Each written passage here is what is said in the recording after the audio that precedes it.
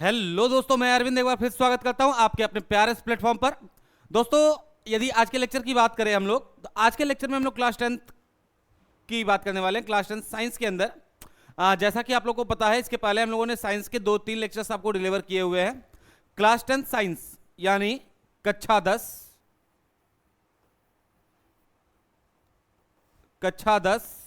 Class 10th विज्ञान विषय के अंदर बात करें तो कक्षा 10 विज्ञान विषय के अंतर्गत हम लोग भौतिक विज्ञान 3 पार्ट में हमारे पास है। भौतिक विज्ञान, रसायन विज्ञान और जीव विज्ञान, जिसमें से भौतिक विज्ञान की बात हम लोग कर रहे हैं। भौतिक विज्ञान, ठीक है बेटा। भौतिक विज्ञान में जो पहला चैप्टर हम लोग डिस्कस कर रहे हैं, जिसका नाम है प्रकाश का परावर्तन। प्रकाश का परावर्तन, इस चैप्टर को हम लोग डिस्कस कर रहे थे। इस चैप्टर को डिस्कस करते हुए हम लोगों ने इसमें पढ़ा था कि प्रकाश क्या होता है, प्रकाश के गुण क्या होते हैं, प्रकाशिक माध्यम कितने प्रकार के होते हैं, और परावर्तन, दर्पण और दर्पण से संबंधित कुछ महत्वपूर्ण परिभाषाएं। यहां तक हम लोगों ने इसके पहले वाले लेक्चर में कंप्लीट किया था। आज हम इसके आगे पढ़ने वाले हैं और सामान्यतः हम लोग ये जानने वाले हैं कि दर्पण द्वारा प्रतिबिंब बनने की प्रक्रियाएं क्या क्या हैं।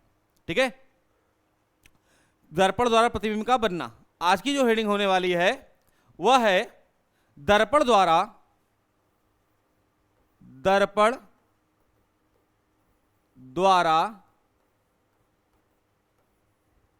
प्रतिबिंब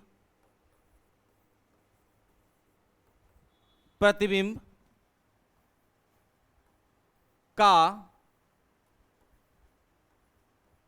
बनना। ठीक है बेटा, यानी आज की जो हेडिंग है उसमें हम क्या पढ़ने वाले हैं, दर्पण द्वारा प्रतिबिंब का बनना। जनरली 2 दर्पण हमें पढ़ने हैं जिसके द्वारा हम प्रतिबिंब बनने का फॉर्मेशन की बात करेंगे। पहला एक अवतल दर्पण और दूसरा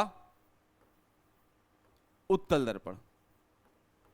ठीक है बेटा, एक अवतल दर्पण की बात होगी और दूसरा उत्तल दर्पण की बात होगी। इन दोनों दर्पणों द्वारा प्रतिबिंब बनने की प्रक्रिया को हम डिस्कस करने वाले हैं। ठीक है, तो पहले थोड़ा समझते हैं। इसको स्टार्ट करने से पहले कुछ बातें समझ लेते हैं ना, कुछ नियम समझ लेते हैं, वह आवश्यक है हमारे लिए। पहला,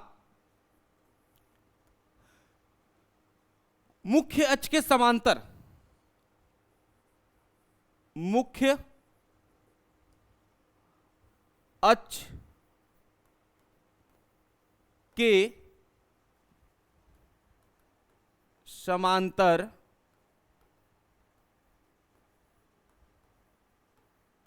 चलने वाली प्रकाश की किरण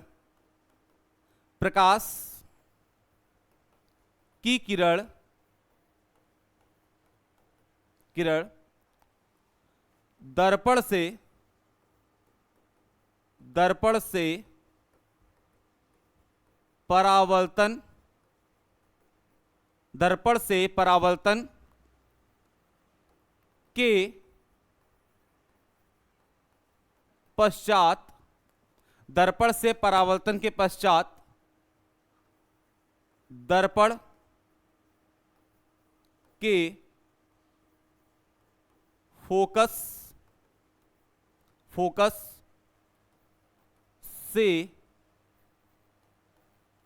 होकर जाती है।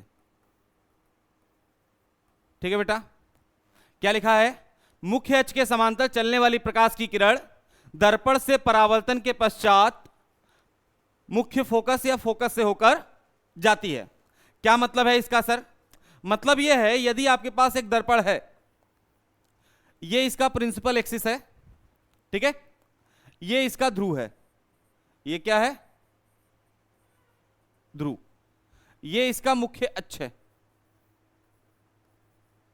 मुख्य अक्ष। ठीक है बेटा, अब इस केस में मान लीजिए हम ऊपर के साइड पॉलिश कर देते हैं, इस तरीके से इसकी पॉलिशिंग कर दी जाती है। पेंट कर दिया जाता है, कलई कर दिया जाता है, ठीक है। अब इस केस में यदि कोई प्रकाश की किरण आ रही है, दर्पण से टकराएगी तो परावर्तित तो होगी ना, तो परावर्तन के पश्चात ये प्रकाश की किरण दर्पण के मुख्य फोकस से होकर जाएगी, यानी ये प्रकाश की किरण मुख्य अक्ष के जिस बिंदु से होकर जा रही है उस बिंदु का नाम फोकस होगा। क्या होगा? फोकस होगा। बात समझ में आ रही है? क्लियर है बेटा? बात क्लियर हो गई। इसी का रिवर्स भी समझ लो थोड़ा सा, इसी का रिवर्स। इसका रिवर्स क्या है मतलब सर? मतलब समझो, इसी में सेकंड पॉइंट समझो। किसी दर्पण के किसी दर्पण के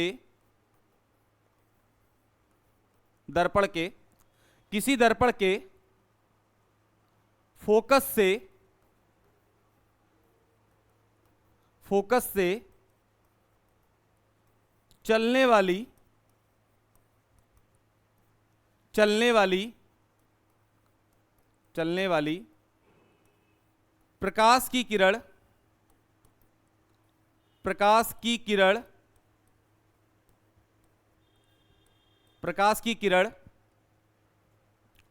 किसी दर्पण के फोकस से चलने वाली प्रकाश की किरण दर्पण से परावर्तन के पश्चात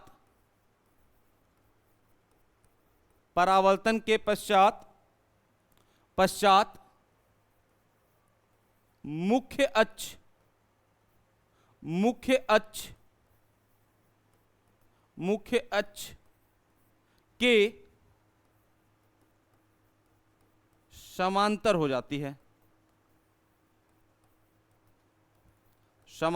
जाती है, यानी दूसरी पॉइंट में क्या लिखा बेटा हम लोगों ने? दूसरी पॉइंट में हम लोगों ने लिखा किसी दर्पण के फोकस से चलने वाली प्रकाश की किरण दर्पण से परावर्तन के पश्चात मुख्य अक्ष के समानांतर हो जाती है। क्या मतलब है सर इसका?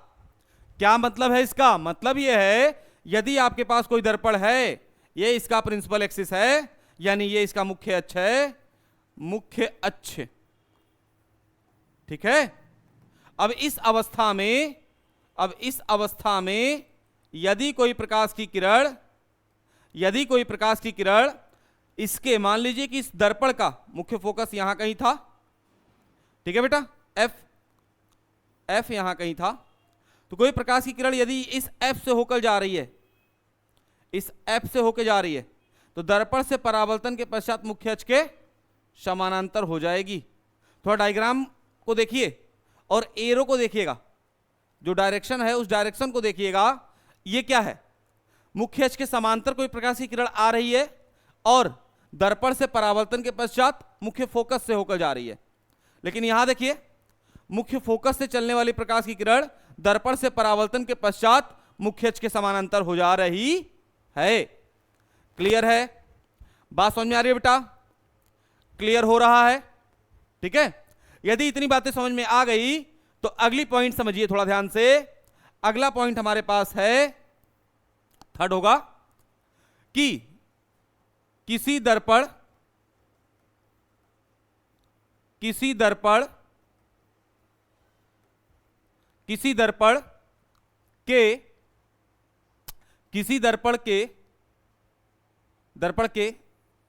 वक्रता केंद्र कहिए या केंद्र कह लीजिए, हम वक्रता केंद्र कह लेते हैं, ठीक रहेगा, ठीक है। दर्पण के वक्रता केंद्र से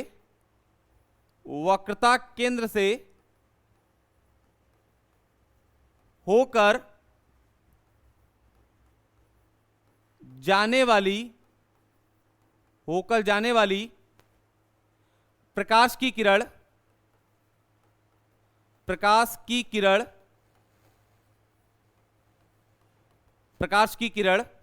होकर जाने वाली प्रकाश की किरण अपने मार्ग पर होकर जाने वाली प्रकाश की किरण परावर्तन के पश्चात परावर्तन के पश्चात अपने मार्ग पर अपने मार्ग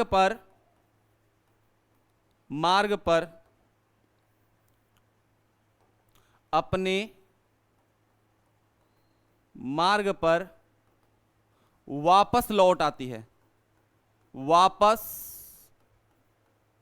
लौट आती है।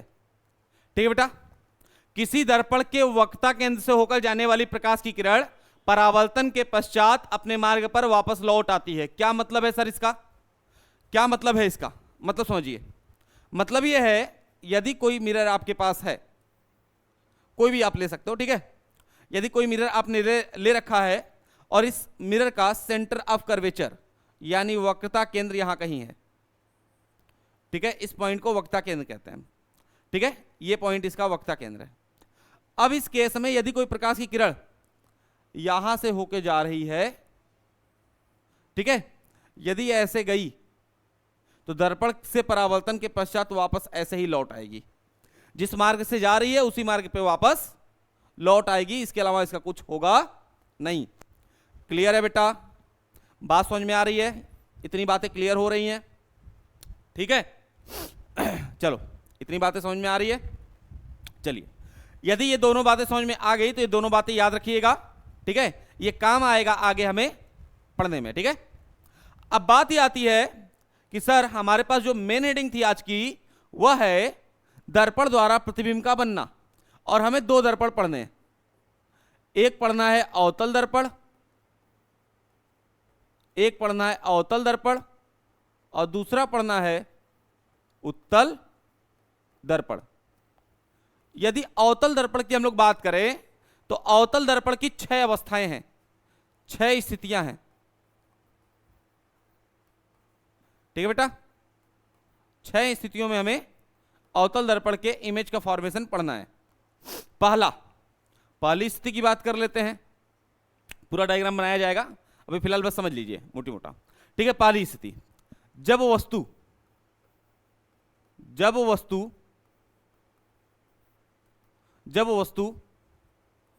अनंत पर हो,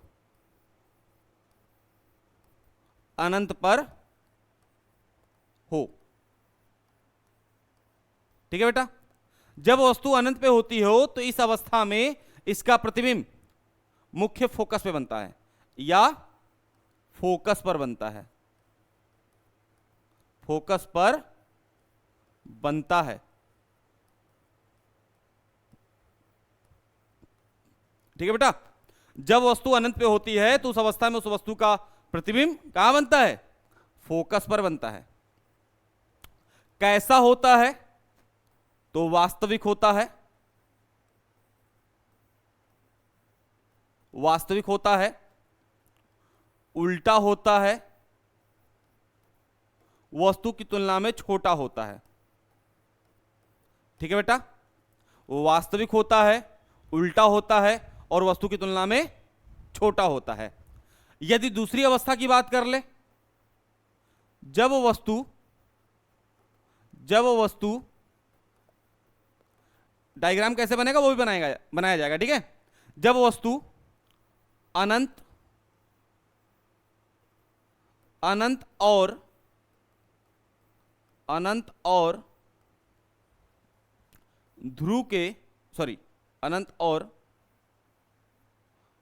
वक्रता केंद्र, अनंत और वक्रता केंद्र के मध्य स्थित हो।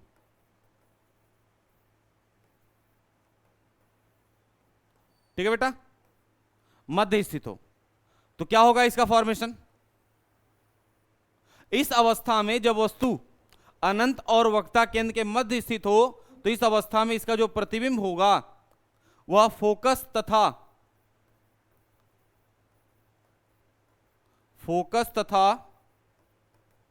वक्रता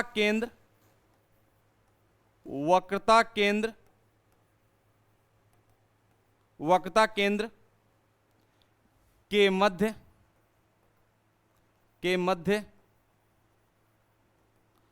प्राप्त होता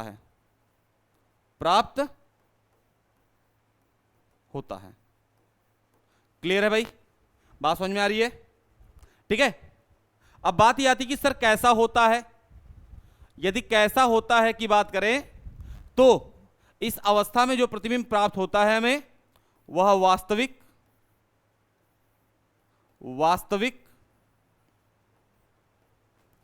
उल्टा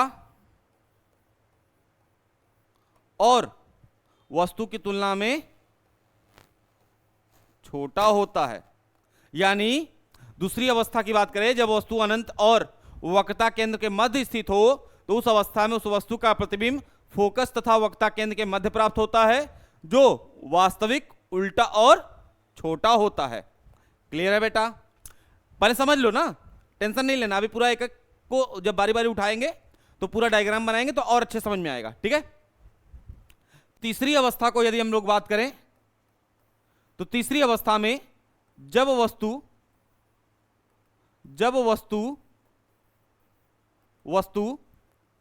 वक्रता केंद्र पर स्थित हो, वक्रता केंद्र पर स्थित हो। ठीक है बेटा? तो इस अवस्था में जब वस्तु वक्रता केंद्र पर स्थित हो, तो इस अवस्था में हमारा जो प्रतिबिंब होता है वह वक्रता केंद्र पर ही प्राप्त होता है, वक्रता केंद्र पर ही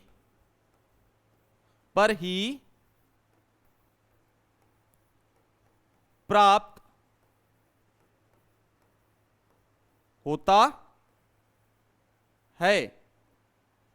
अब बात ये आती है कि वक्रता केंद्र पे प्राप्त तो हो जाता है, लेकिन आकृति कैसी होती है? छोटी होती है, बड़ी होती है, या बराबर होती है?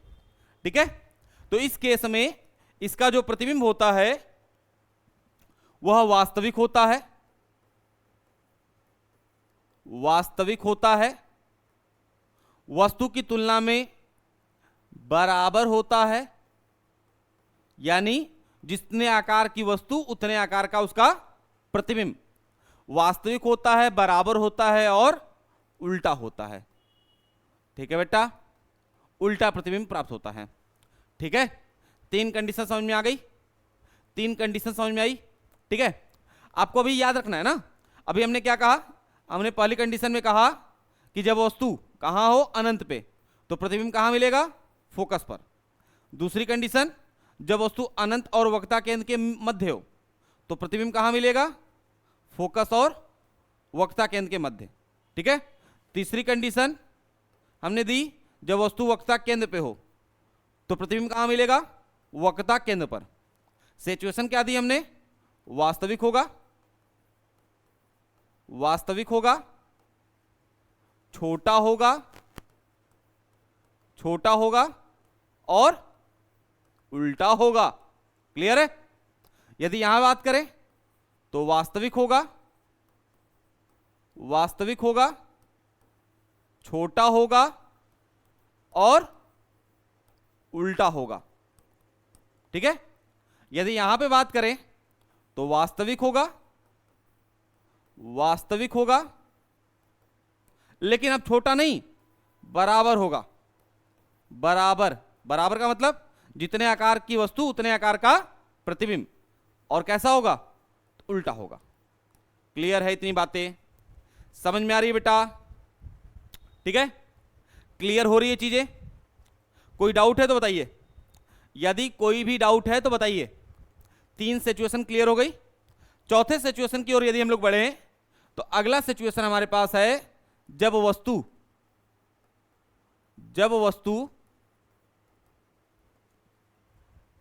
वक्रता केंद्र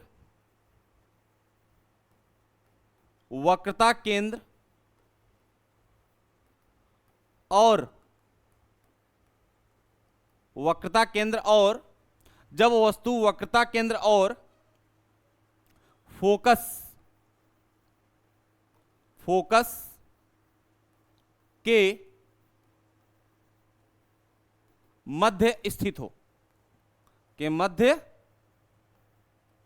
स्थित हो। ठीक है बेटा, जब वस्तु वक्रता केंद्र और फोकस के मध्य स्थित हो तो इस अवस्था में वस्तु का प्रतिबिंब वक्रता केंद्र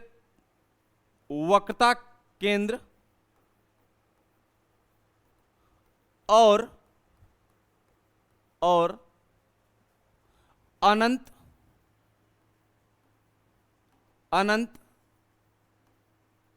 के मध्य प्राप्त होता है, मध्य प्राप्त होता है। अब वस्तु कैसी, प्रतिबिंब कैसा प्राप्त होता है? तो वास्तविक होता है, वास्तविक होता है, वस्तु की तुलना में बड़ा होता है। ठीक है, और उल्टा होता है। क्लियर है बेटा? ठीक है, वास्तविक होगा, बड़ा होगा और उल्टा होगा। सिचुएशन नंबर 4 है ना। 5th की बात कर ले। जब वस्तु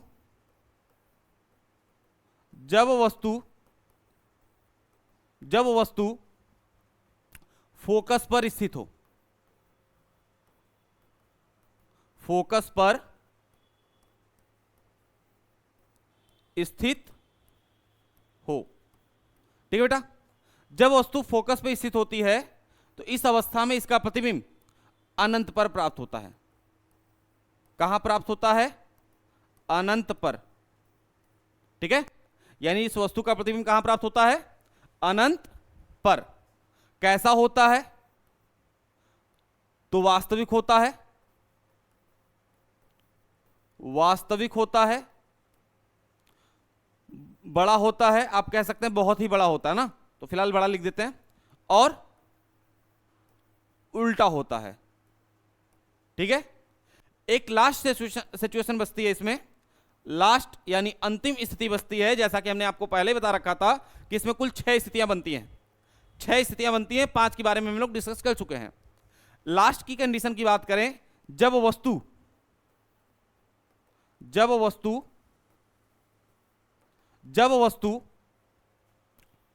फोकस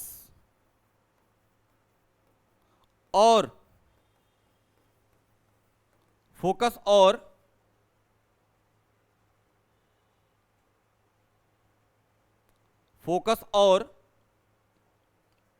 ध्रुव के मध्य स्थित हो। ठीक है बेटा, तो इस अवस्था में इसका प्रतिबिंब दर्पण के पीछे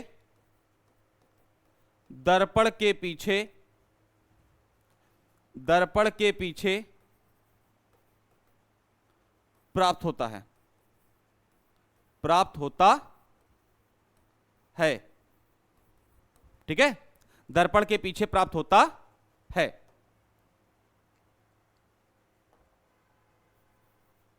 दर्पण के पीछे प्राप्त होता है, जो आभासी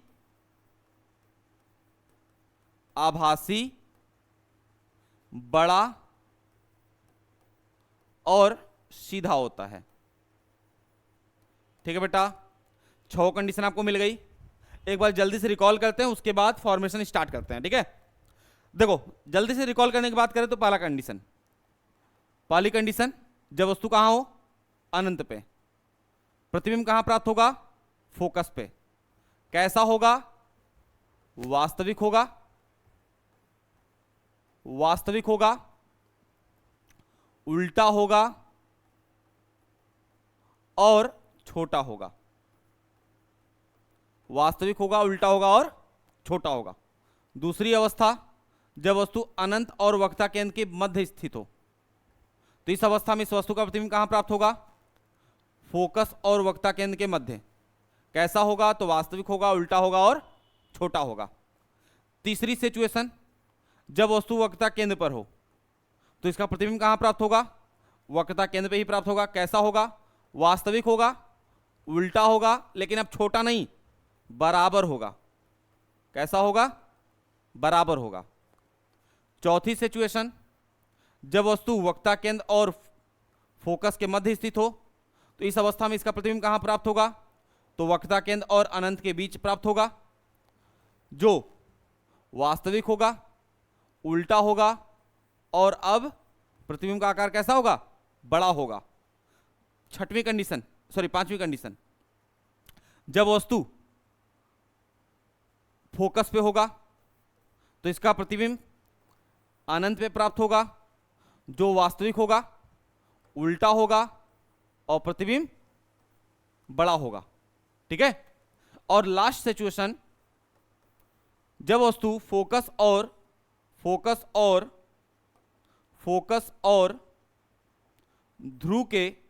ध्रुव यानी पोल के मध्य स्थित हो, तो इस अवस्था में इसका प्रतिबिंब दर्पण के पीछे प्राप्त होगा, दर्पण के पीछे प्राप्त होगा,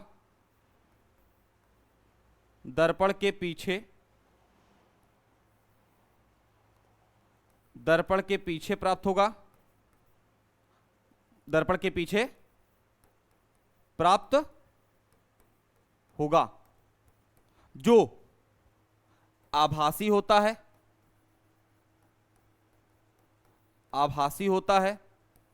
सीधा होता है, और वस्तु की तुलना में बड़ा होता है। बोलो बेटा, इतनी बातें समझ में आ गई? ये रहा शॉर्ट फॉर्मेट आपके पास इसका। अब इस शॉर्ट फॉर्मेट को हम लोग एक एक करके बड़ा करेंगे। ठीक है। यहां तक बातें समझ में आ गई? यहां तक में कोई दिक्कत है तो बताइए, और यहां तक में कोई दिक्कत नहीं है तो एक बार वीडियो पसंद आ रही हो तो चैनल को लाइक, मतलब कि चैनल पे नए हो तो चैनल को सब्सक्राइब कर दीजिएगा, क्योंकि ऐसे वीडियो हम लोग लेके आते ही रहेंगे आपके लिए। और इसके साथ साथ यदि वीडियो पसंद आ रही हो तो वीडियो को लाइक भी कर दीजिएगा। हाँ, और यदि कोई सजेशन आपका जरूर हो तो कमेंट करके जरूर बताइएगा कि सर ये सजेस्ट है आपके लिए, आप ये सुधार करने का प्रयास करिए। ठीक है। आपकी बातों को सुना जाएगा, समझा जाएगा, और प्रयास किया जाएगा कि उस पर अमल भी किया जाए। क्लियर है बेटा? ठीक है। चलिए आगे बात करें। यदि अब बात ये आती है कि सर इसका डायग्राम कैसे देखेंगे, रे डायग्राम। ठीक है। तो पहली कंडीशन हमारे पास, जब वस्तु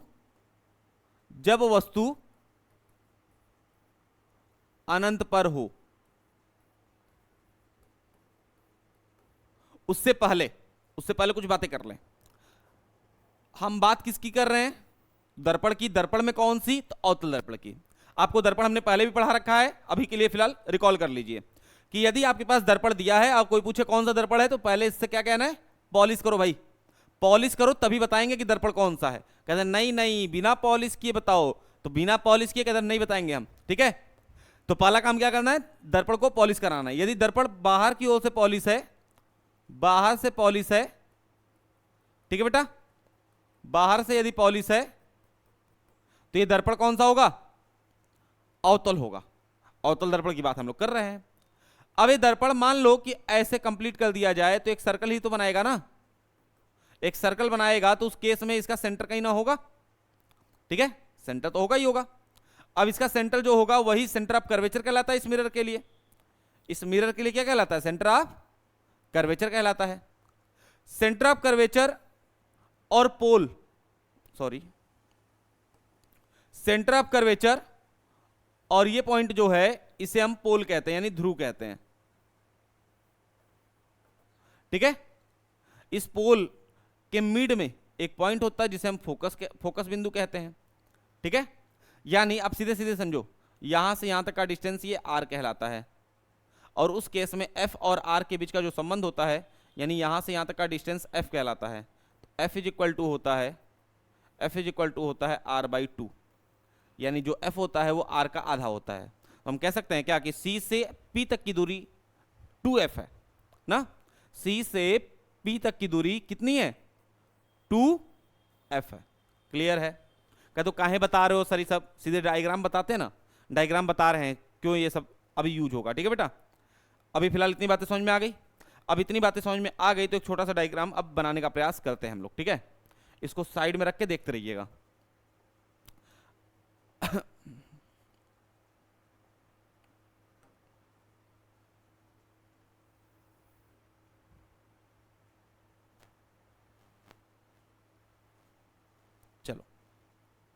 ये हमारे पास रहा हमारा मिरर, इसका सेंटर पॉइंट यहाँ कहीं होगा, यहाँ से ये हमारा प्रिंसिपल एक्सिस, ठीक है। अब इसको हम यहाँ से मिटा देते हैं, मान लो कि ये नहीं है, ठीक है। अब इस केस में क्या होगा कि यदि ये इसका पोल है, यहाँ सॉरी ये इसका ध्रुव है, ठीक है, ये इसका सेंटर ऑफ कर्वेचर है, ये इसका 2f है, मतलब कि f है, सीधे सीधे कह लें। अब इस केस में क्या कहना है, कहना यह है कि वस्तु जो है कहां रखी हुई है, अनंत पे रखी हुई है। तो अनंत पे रखी हुई वस्तु जो होगी हमें दिखाई तो देगी नहीं, और जब दिखाई नहीं देगी तो उसके लिए क्या ही करेंगे। तो अब इसको थोड़ा सा ये वाले डायग्राम के साथ मजा नहीं आ रहा है, ठीक है। अब इस केस में एक काम कर लेते हैं, अब अनंत पे रखी हुई वस्तु तो हमें दिखाई तो देगी नहीं, लेकिन उससे चलने वाली प्रकाश की किरण आएगी हमारी वस्तु तक, आएगी ना बेटा। तो अब उस केस में मान लेते हैं ऐसे कि एक प्रकाश की किरण अनंत से ये आ रही है, ठीक है। और जैसा कि आप लोगों ने रूल पढ़ रखा है, स्टार्टिंग में ही हमने सिखाया आपको कि मुख्य अक्ष के समांतर आने वाली प्रकाश की किरण दर्पण से परावर्तन के पश्चात कहां से होकर जाएगी, मुख्य फोकस से, ठीक है। एक प्रकाश की किरण ये रही, ठीक है। फिर मुख्य अक्ष के समांतर आने वाली प्रकाश की किरण है, तो दर्पण से परावर्तन के पश्चात होकर कहां से होकर जाएगी, ये फोकस बिंदु से। कहां से होकर जा रही भाई, फोकस बिंदु से। अब फोकस बिंदु से होकर जा रही है, यानी दोनों प्रकाश की किरण कहां एक दूसरे को प्रतिच्छेदित कर रही हैं, फोकस बिंदु पर। तो प्रतिच्छेदन फोकस बिंदु पे हो रहा है, तो प्रतिबिंब का निर्माण भी कहां होगा, फोकस बिंदु पर। अब कंडीशन यह है कि यहां पे जो प्रतिबिंब बना, थोड़ा सा प्रतिबिंब बना वो बिंदु आकार का है, बिंदु आकार का है ना, बिंदु आकार, ठीक है बेटा। कैसा है, बिंदु के आकार का है। अब ये बिंदु के आकार का है, तो अब इस केस में थोड़ा ध्यान समझिए, बिंदु के आकार का है तो सबसे पहली चीज तो रियल लाइन खींची जा रही है। हाँ, प्रकाश के अंदर यदि लाइन इस तरीके से खींची गई है, डार्क लाइन है, ठीक है, तो ये वास्तविक चीज को बताती है, वास्तविक जो है उसके बारे में बताती है। यदि लाइन ऐसे ड्रॉ है, ठीक है बेटा, इस तरीके से डॉटेड, तो उस केस में ये जो डॉटेड लाइन है ये बताता है आपके आभासी चीज को। किसको बताता है, आभासी प्रक्रिया को, ठीक है। आई बात समझ में। अब इस केस में इस वस्तु का प्रतिबिंब ऐसा प्राप्त हुआ। अब बहुत गंदा हो गया, इसको थोड़ा सा एक अच्छे से तरीके से हम समझा देते हैं बस। ये रहा दर्पण, ठीक है, इसके ऊपरी सतह पे कलई कर देना। ये रही प्रकाश की किरण जो आ रही है, पहली प्रकाश की किरण यहां से गई, दूसरी प्रकाश की किरण इसको प्रतिच्छेदित करते यहां से गई। तो इस पॉइंट पर, इस बिंदु पर एक दूसरे को प्रतिच्छेदित करता है, तो यहीं पर इसका प्रतिबिंब प्राप्त होगा, यहीं पर इसका प्रतिबिंब प्राप्त होगा, ठीक है। क्या प्राप्त होगा, प्रतिबिंब, प्रतिबिंब जो कैसा होगा, जैसा कि हमने पहले ही बता रखा है, लाइन कैसी है, रियल लाइन है तो वास्तविक होगा। कैसा होगा, वास्तविक होगा, ठीक है। लाइन कैसा है, वास्तविक है तो वास्तविक होगा। छोटा है, अब देखो वस्तु बहुत बड़ी होगी अनंत पे कहीं, लेकिन उसका प्रतिबिंब कैसा प्राप्त हो रहा है, इतना छोटा सा ना, छोटा सा, ठीक है, एकदम बिंदु के आकार का, तो कैसा है, छोटा प्रतिबिंब है। कैसा है, छोटा प्रतिबिंब है।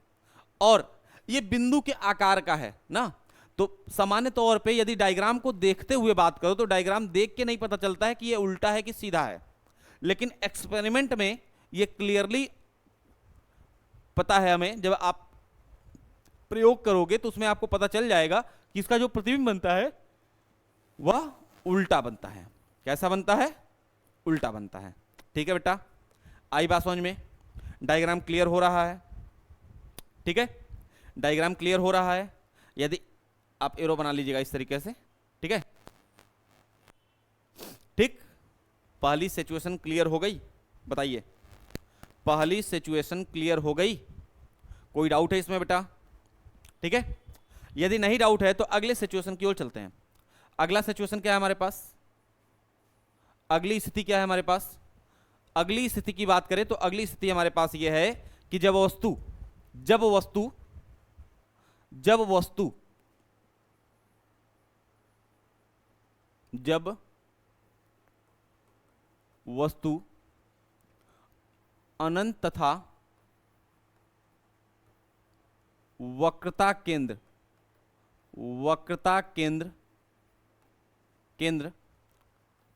के मध्य स्थित हो। ठीक है, जब वस्तु अनंत तथा वक्रता केंद्र के मध्य स्थित हो, सिचुएशन क्या बनती है? देखिए, ये रहा दर्पण, ठीक है, ये इसका सेंटर ऑफ कर्वेचर मान लीजिए, और ये इसका फोकल पॉइंट मान लीजिए या फोकस बिंदु मान लीजिए। वस्तु कहाँ स्थित होने वाली है? वस्तु स्थित होने वाली है इधर कहीं। वक्रता केंद्र ये रहा, तो इसके बाहर कहीं अनंत होगा, मतलब ये वक्रता केंद्र और अनंत इधर कहीं होगा। इनके बीच में हमें वस्तु रख देनी है, रख दी हमने वस्तु। इससे चलने वाली पहली प्रकाश की किरण दर्पण से परावर्तन के पश्चात कहाँ से होकर जाएगी? मुख्य फोकस से होकर जाएगी। ठीक है बेटा, क्लियर इतनी बातें? दूसरी प्रकाश की किरण कहाँ से होकर जाएगी? तो दूसरी प्रकाश की किरण होकर जाएगी वक्रता केंद्र से। ठीक है बेटा, कहाँ से होकर जा रही है? वक्रता केंद्र से। ये दोनों एक दूसरे को जहां प्रतिच्छेदित कर रहे हैं, ये दोनों एक दूसरे को जहां प्रतिच्छेदित कर रहे हैं वहीं पर इमेज का फॉर्मेशन होगा। ठीक है, इमेज का फॉर्मेशन होगा।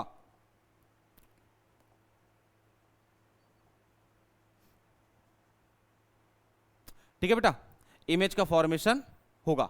अब इस केस में थोड़ा ध्यान से देखो, वस्तु का आकार ये रहा ए बी, और ये प्रतिबिंब देखो ए डैश बी डैश, ए डैश बी डैश। ठीक है, अब ये यहां पर ये जो वस्तु है वास्तविक तो है, इस वस्तु का प्रतिबिंब जो यहां पे बना हुआ है वो वास्तविक तो है, लेकिन वस्तु की तुलना में छोटा है ना? वस्तु की तुलना में छोटा है या नहीं है? बताइए, ये जो वस्तु है इस वस्तु की तुलना में प्रतिबिंब का फॉर्मेशन जो है वो छोटा है कि नहीं है? तो आपको यही तो बोला गया था पहली चीज कि वास्तविक बनेगा,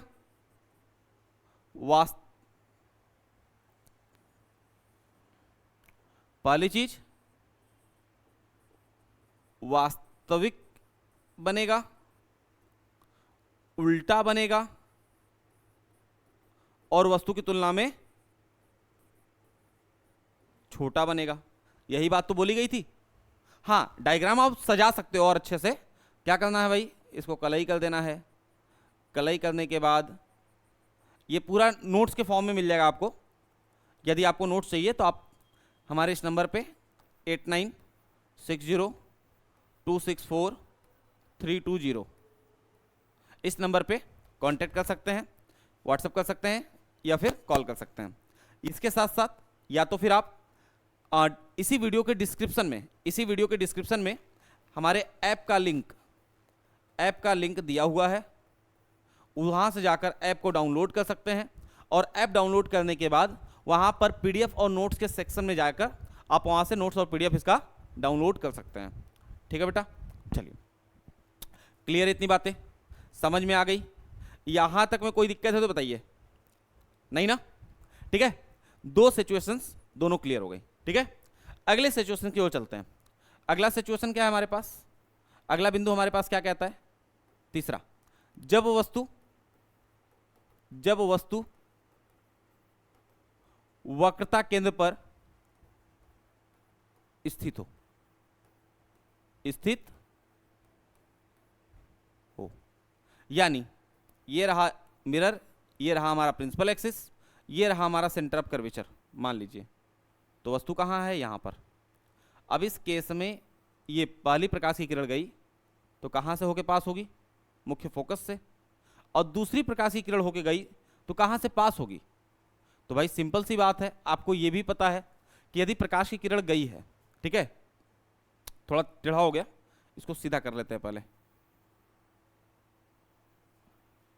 नहीं तो फिर वो दिखेगा नहीं। ठीक है बेटा, आप स्केल से बनाइएगा, अच्छे से बनेगा। ठीक है, ये रहा मिरर, ये रहा प्रिंसिपल एक्सिस, ये रहा हमने इसका सेंटर ऑफ कर्वेचर रख दिया, ये इसका फोकल पॉइंट यहाँ पर रखेंगे, ठीक है।